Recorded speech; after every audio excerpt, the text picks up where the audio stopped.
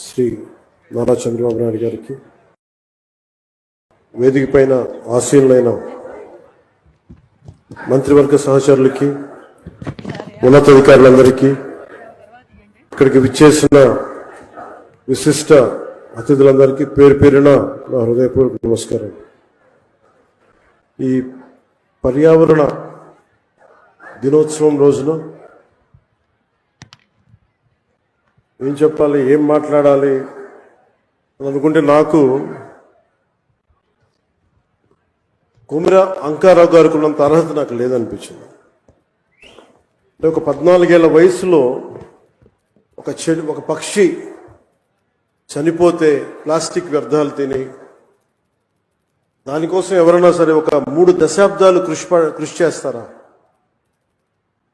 14 ఏళ్ల వయసులో ఎవరైనా ఏం ఆలోచిస్తారు?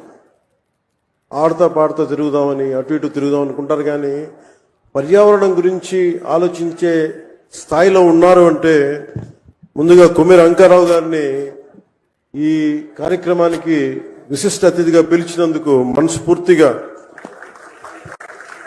అధికారులకి,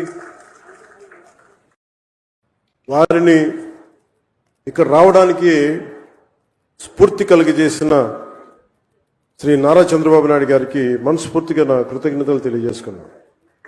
ఒకసారి ఒక వ్యక్తి చాలా చిన్నగా ఉంటుంది, మనం ఏం చేయగలం అనుకుంటాం.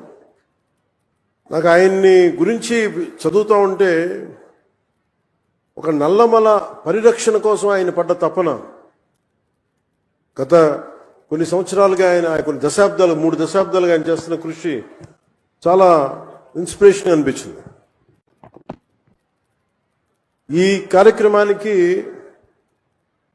దీనికి మాట్లాడాల్సిన మరింత అర్హత, బలమైన అర్హత గౌరవ ముఖ్యమంత్రి నారా చంద్రబాబు నాయుడు గారికి ఉంది. నాకు ఎప్పుడు అర్హత వస్తుందంటే కనీసం నేను ఒక 1 కోటి మొక్కలు మన అంకారావు గారి లాగాను, లేదంటే గౌరవ ముఖ్యమంత్రి నారా చంద్రబాబు నాయుడు గారి లాగా ఒక చెట్టు నీరు కార్యక్రమం లాంటివి చేసిన తర్వాత ఒక స్ఫూర్తిదాయకంగా మాట్లాడే హక్కు నాకు వస్తుంది ఖచ్చితంగా.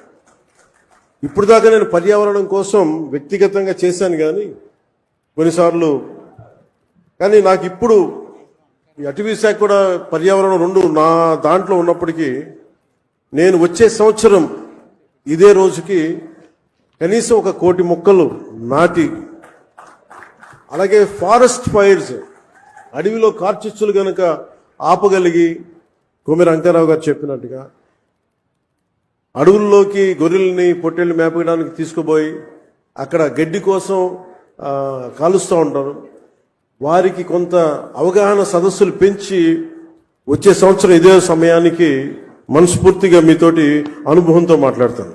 ఒక అటవీ శాఖ మంత్రిగా కావచ్చు, పర్యావరణ శాఖ మంత్రిగా కావచ్చు. అలాగే ఒక్క వాక్యం చెప్పి నేను ముగిస్తాను. చెట్టు అదేదో మనకు ఒక ఆశయమో దానికి, ఇది చెట్టు మనకు ఆధారం. కేవలం పక్షులకి వీటికే కాదు, ప్రతి ఒక్కరికి చెట్టు లేని జీవితాన్ని ఊహించుకోండి. ఇదివరకు మనం పెరిగేటప్పుడు ఒక 30 సంవత్సరాల క్రితం ఎవరన్నా మా ఇంటికి వెళ్ళాలి అంటే అక్కడ పెద్ద మర్రి చెట్టు ఉంటుంది, ఆ మర్రి చెట్టు నుంచి కుడి చేతిలోకి వెళ్తే ఈ దారి ఉంటుంది. ఎవరిని ఇల్లు ఫ్రెండ్ ఇల్లు తెలియాలంటే ఎలారా మీ ఇంటికి రావడం అంటే మా ఇంటి ముందు గోరింటాకు చెట్టు ఉంటుంది. ఇట్లాంటివన్నీ పోయినాయి. ఇప్పుడు అసలు చెట్టే ఆనవాళ్ళు అయ్యేది. అలాంటి చెట్లని మనం సంరక్షించుకోవడం మానేసాం. కానీ అదృష్టవశాత్తు మనకి ప్రకృతిని పరిరక్షించగలిగే అవగాహన ఉన్న ఒక బలమైన వ్యక్తి మనకి ముఖ్యమంత్రిగా ఉన్నారు మనకి. అందుకు మనం నిజంగా మనం గర్వించాం. ఈరోజు మా అందరికీ కూడా ఆయన ఇచ్చిన టార్గెట్స్, ప్రతి చోట 33% ఉండాలి ఫారెస్ట్ కవర్ అంటే, మా అందరికి ఇచ్చిన టార్గెట్ ఒక 50% ఆంధ్రప్రదేశ్లో ఉండాలి.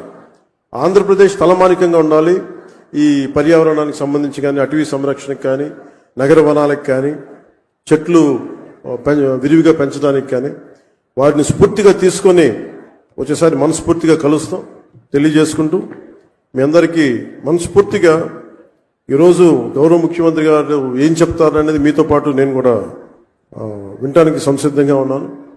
వారిచ్చే సూచనలు, సలహాలు తీసుకుని వచ్చే సంవత్సరం ఆయన మీద మనం పెట్టిన బాధ్యతని బలంగా నిర్వర్తించి ఆయన మెప్పు పొందేలాగా మనందరం ముందుకెళ్లాలని మనస్ఫూర్తిగా కోరుకుంటూ సెలవు తీసుకున్నాను. జై హింద్.